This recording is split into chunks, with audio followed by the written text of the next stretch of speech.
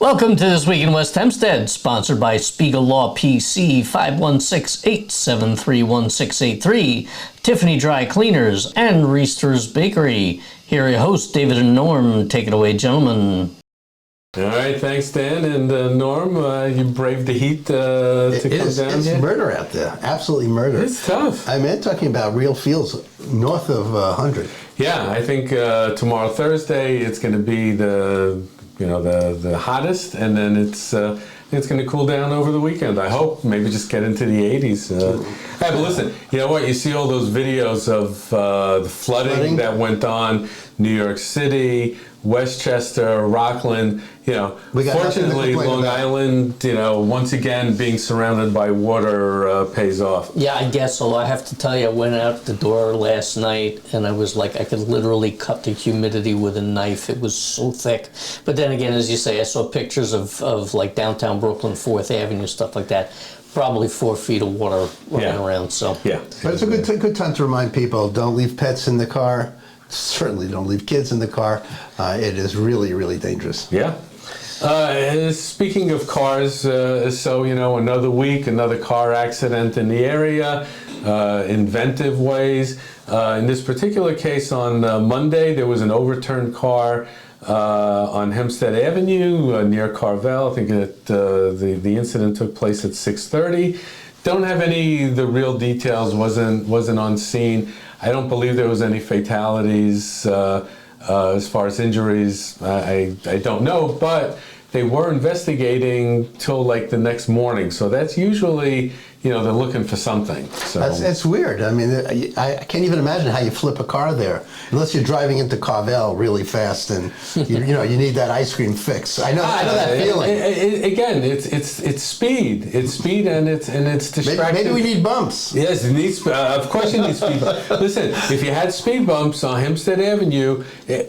We're a minor raceway between the Southern State Parkway and either Garden City or the LIE. So the Waze takes you like right through us, and you think you're still on the highway. You can do 50, 60 miles an hour. Again, speed bumps, broken axles, good. That we should have some, but it's never going to happen. yeah, there were some very odd pictures on Facebook that I saw. Somebody posted in one of the groups of like 5 people lined up near the car, including one guy like sitting on the ground.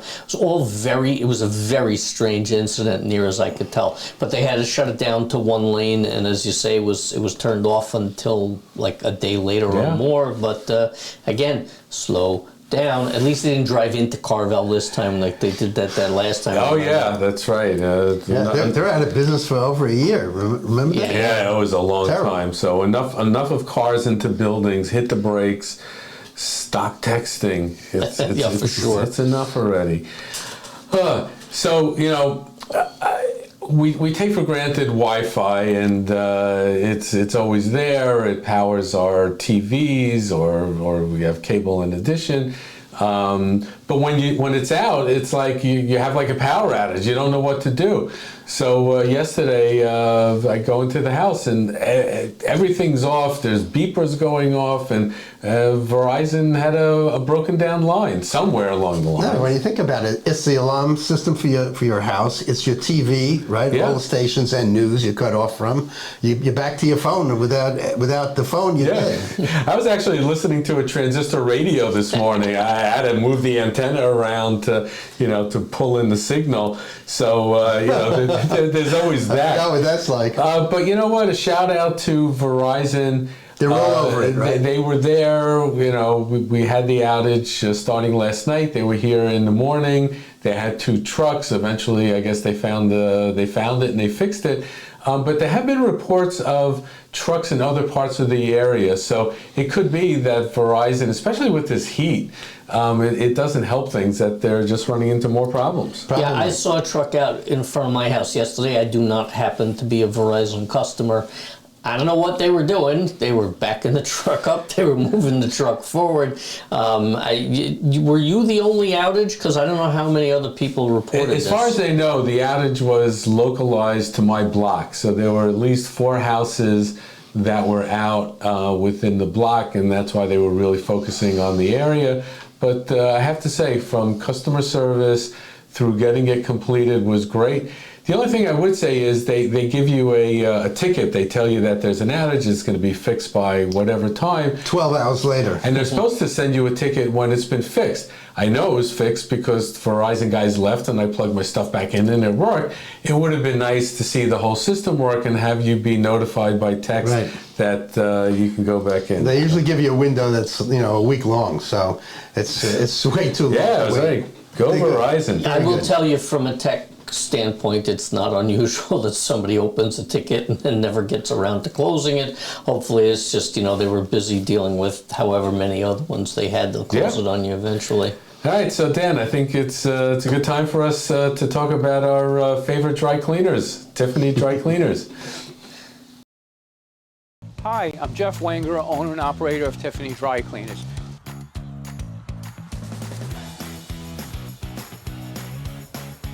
We've made things even easier.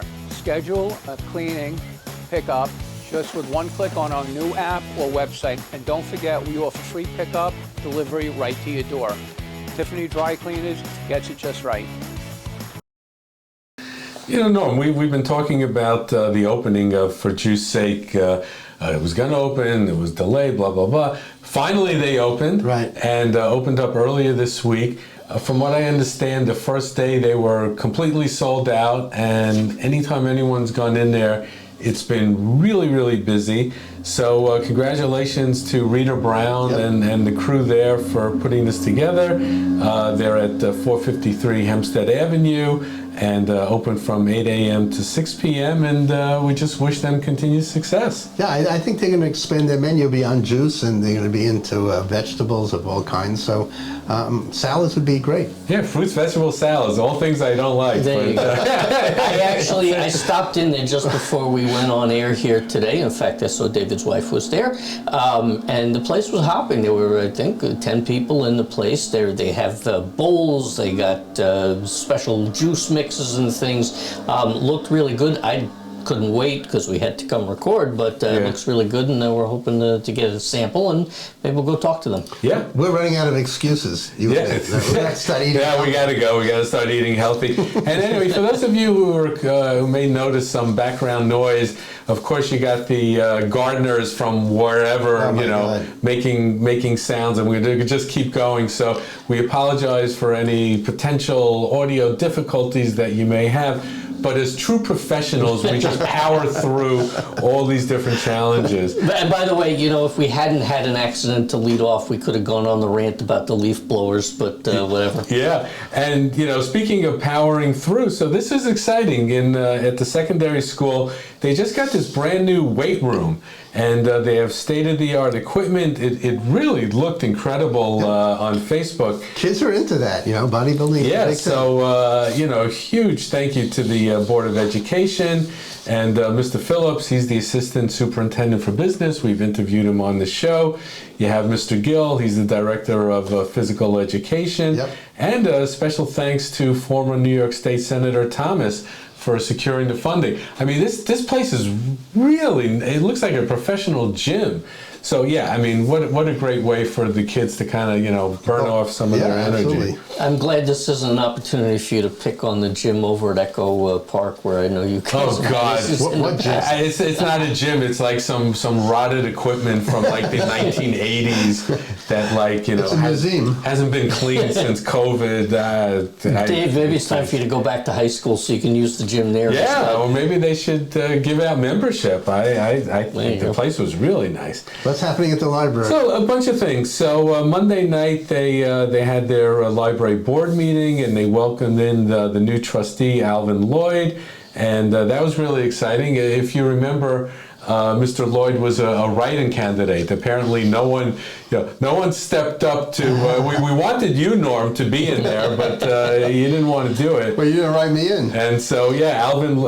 Actually, Dan and I did write you in. So you were the guy. So I know for sure there were at least 2 people, and but I think Alvin Lloyd actually got a couple of hundred write-ins. All right, good for him. Welcome him aboard, and we got a nice event coming up on July 21st, Monday evening.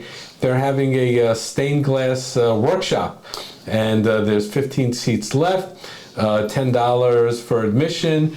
But again, checks payable to West Hempstead Public Library. Who writes checks anymore? Who, again, whether it's checks or it's cash, that's going to be my continued beef with them is you got to start accepting, point of sale payments like Venmo, like credit cards, like all these basic things. So the library continues to, expand, do all these exciting things. But you got to write a check. I mean, maybe you need a workshop on for young people. Yeah, but getting past the money thing. Stained glass is fun to do. My wife and I used to do a lot of it. This is a great way to get introduced to stained glass, cutting the stained glass and assembling it. It's really a beautiful hobby. So, get into it if you have the time. Yeah, Monday, July 21st. Maybe, Dave, we can get one of those old credit card machines, the chunk thing. Yeah, that had the carbon paper. Exactly. You had the book where you had to look it up, and then you realize that the person was a robber, and what did that, whatever.